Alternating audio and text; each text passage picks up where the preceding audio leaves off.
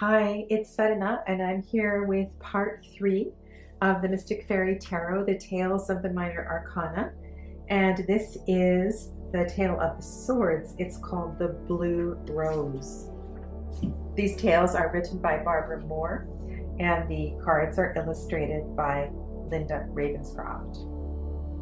Once upon a time, in a time so long ago that even the long-lived fairies don't remember, there grew a single blue rose. It lived in the midst of the Fae's ancestors' garden home. It was a spectacular plant, which they believed had strong magical power. When the rose was vibrant and healthy, so too were they. When it was wilted and stressed, their village was likewise. Then a well-intentioned fairy king decided that he did not want the well-being of his people dependent on something so variable as the health of a delicate plant. He ordered the most skilled artisans and the most knowledgeable magicians to craft a sword to hold the power of the blue rose. At the height of the rose's vibrancy, they harvested a large thorn from the plant. From it, they fashioned a glorious sword embellished with their most sacred symbols. After it was finished, they laid it near the rose and used their best magic to draw power from the rose into the sword. When they were done, they attempted to pick it up to deliver it to their king, but discovered no one could touch it. They had no choice but to leave it where it lay. They wondered what went wrong. Eventually, they realized the folly of trying to alter the natural order of life and eliminate trials from their experiences.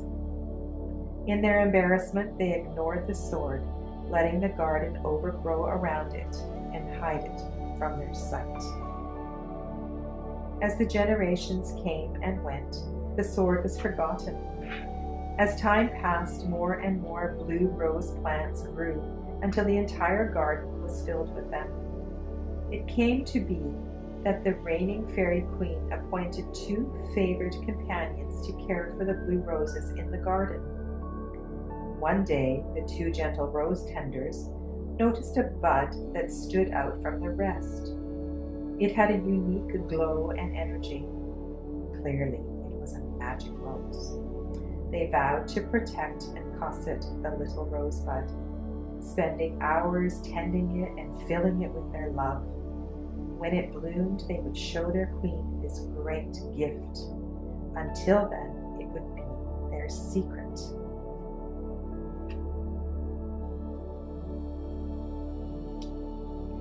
They returned one day to find their beloved rose dying. Their hearts were broken, more than broken. It felt as if their hearts were being ripped from their bodies. The pain and shock was so powerful. The ground around them became cluttered with the crystal tears they cried. They could not believe that all of their love did not protect the rose at all.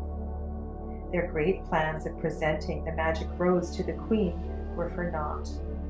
All they feel is their loss, and they mourn that loss unceasingly for days.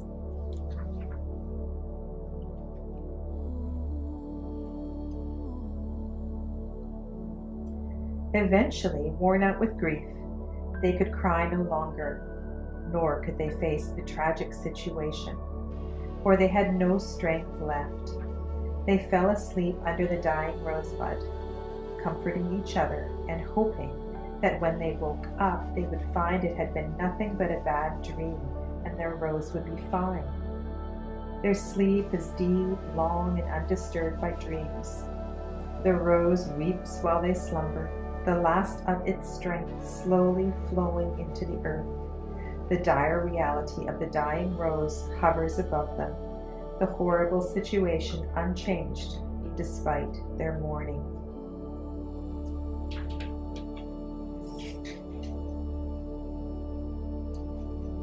After many hours, the garden tenders wake up.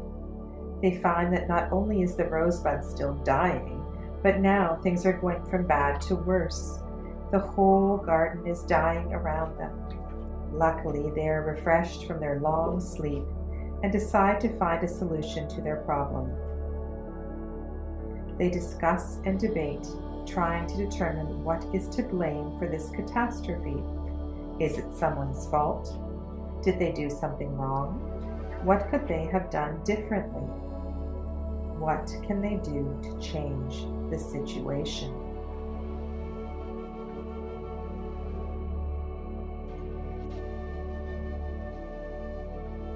The two Fae have exhausted all possibilities.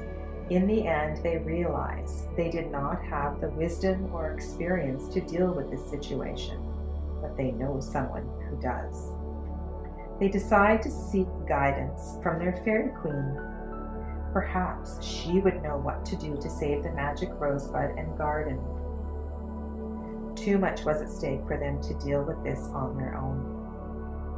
Although they still feel frightened and alarmed, the decision to take some action, even just asking for help, allows them to feel hopeful. They think they are at last moving in the right direction. Upon hearing her companion's tale, the queen quickly made her way through the garden and found the dying rosebud. She senses the danger of the situation and fears the worst. She doesn't stop to consider, but acts quickly, perhaps too quickly. She pours her fairy magic upon the rosebud and garden. To her delight, the color and scent of the roses return. Suddenly, everything around her begins to grow more and more quickly, and she is unable to stop it. The roses seem almost animated, twisting and turning as they grow larger.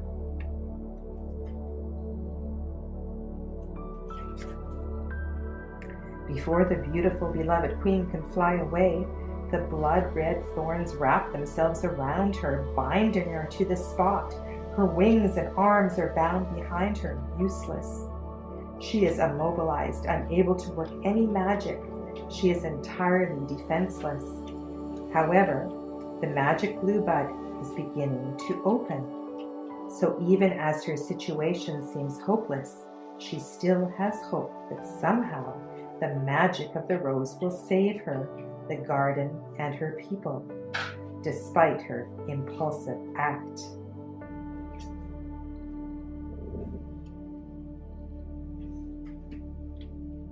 As the thorn vines wrap themselves tighter and tighter around the queen, she continues to focus on the beautiful magic rose, knowing that somehow it holds her salvation.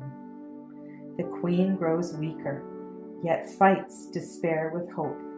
As her valiant efforts wane, a bird swoops down, plucks the rosebud, and flies away. The helpless queen mourns her cruel fate, for she believes that without the magic rose, the garden will continue to grow wild, ending her life and perhaps eventually the lives of her people too.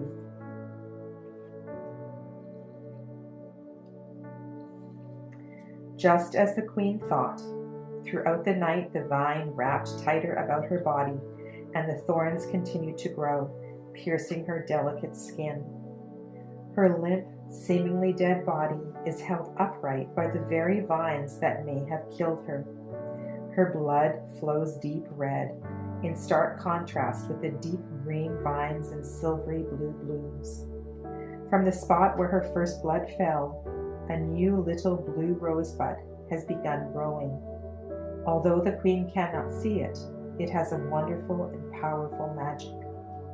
Behind this tragic scene, the sky is rosy with the promise of sunshine and hope. Trying to eliminate all pain from your life will only create bigger problems. Embrace the natural cycles of life, both the joyful and the tragic.